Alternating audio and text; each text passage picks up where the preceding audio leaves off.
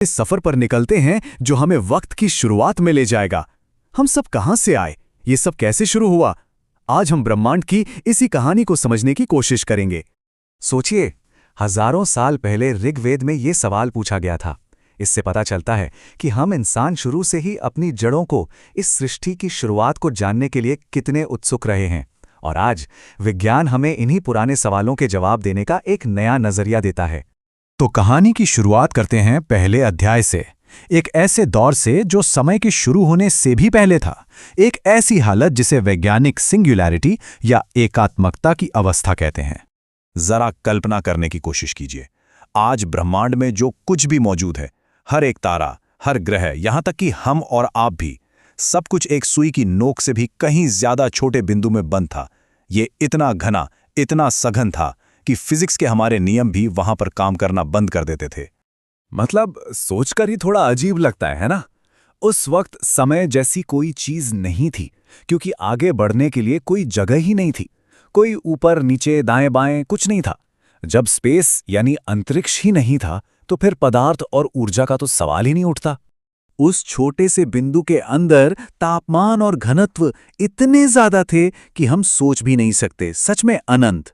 और वहां बस एक ही ताकत थी जिसका राज चलता था, सुपर ग्रेविटी।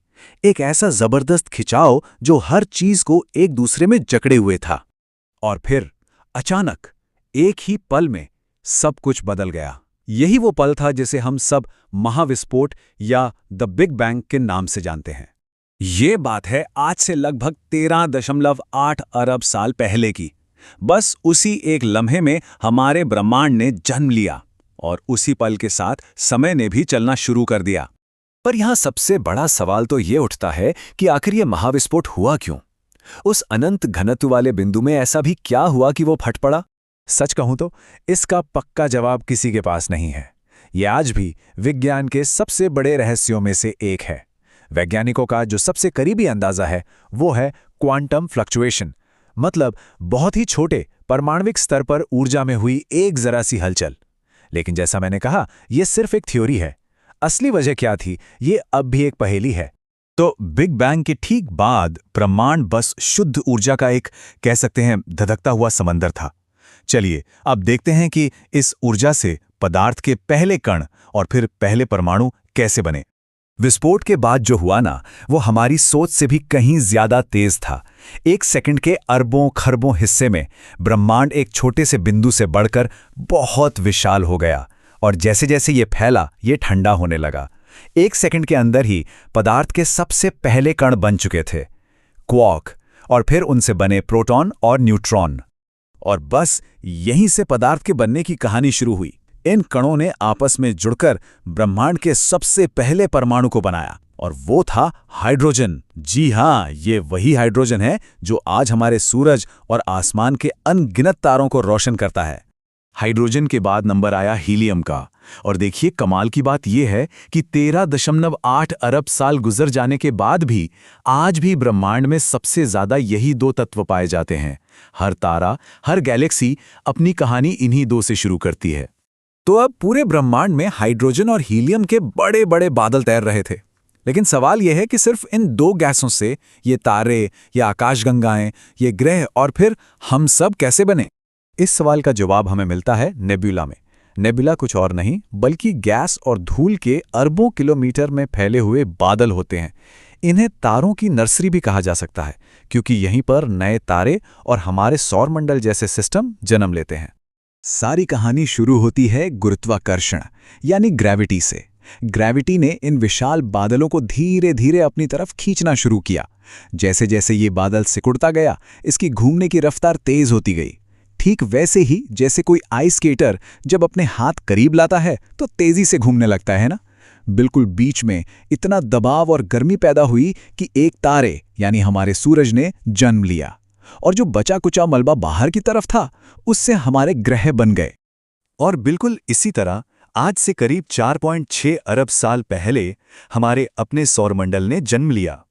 तो चलिए अब कहानी का रुख करते हैं हमारे अपने घर यानी हमारी पृथ्वी की तरफ। हमारे ग्रह और उसके चांद का जन्म बहुत ही नाटकीय और विस्फोटक घटनाओं का नतीजा था। तो हमारे सोलर सिस्टम के बनने के कुछ ही समय बाद लगभग 4.5 अरब साल पहले हमारी पृथ्वी बननी शुरू हुई। पर एक मिनट, उस वक्त की पृथ्वी वैसी बिल्कुल नहीं थी जैसी आज है। जरा सोचिए, वो तो बस पिघली हुई चट्टानों का एक दहकता हुआ आग का गोला थी, जिस पर लगातार धूमकेतुओं और उल्कापिंडों की बारिश हो रही थी। और तभी कुछ ऐसा हुआ जिसने सब कुछ बदल दिया। मंगल ग्रह के आकार का एक बहुत बड़ा खगोलीय पिंड सीधे आकर हमारी नई नवेली पृथ्वी से टकरा गया। ये टक्कर इतनी जबरदस्त थी कि हमारा ग्रह लगभग तबाही हो गया था। लेकिन इसी तबाही से कुछ बहुत ही खूबसूरत चीज निकली। टक्कर से जो मलबा अंतरिक्ष में फैल गया, वो धीरे धीरे गुरुत्वाकर्षण की वजह से एक साथ आया और उसने हमारे चांद की शक्ल ले ली। तो ठीक है, पृथ्वी और चांद तो बन गए, पर पृथ्वी अब भी एक बंजर वीरान चट्टान थी। तो सवाल ये है कि वो एक ऐसे ग्रह में कैसे तब्दील हुई जहां जिंदगी पनप सके। इसका जवाब सचमुच हवा में ही था, मतलब हमारे वायुमंडल में। शुरू में पृथ्वी का वायुमंडल जहरीली गैसों से भरा था। उसमें सांस लेने लायक ऑक्सीजन बिल्कुल नहीं थी। लेकिन जैसे जैसे पृथ्वी ठंडी हुई, यहां महासागर बने, और इन्हीं महासागरों में जिंदगी की पहली चिंगारी ने एक क्रांति को जन्म दिया। बहुत छोटे छोटे जीवाणुओं ने ऑक्सीजन बनाना शुरू किया, और अरबों सालों तक धीरे धीरे उन्होंने हमारे पूरे ग्रह का माहौल ही बदल दिया और हम जैसे जीवों के लिए रास्ता तैयार किया। तो ये थी 13.8 अरब साल की एक अविश्वसनीय यात्रा। एक नन्हे से बिंदु से लेकर इस विशाल खूबसूरत ब्रह्मांड तक का सफर, जिसमें हमारा छोटा सा घर भी है। ये कहानी हमें बताती है कि हम कहां से आए हैं, पर यह कहानी यहां खत्म नहीं होती। ये सोचना ही कितना दिलचस्प है कि इस महान ब्रह्मांडीय नाटक में हमारा यानी इंसानों का अगला अध्याय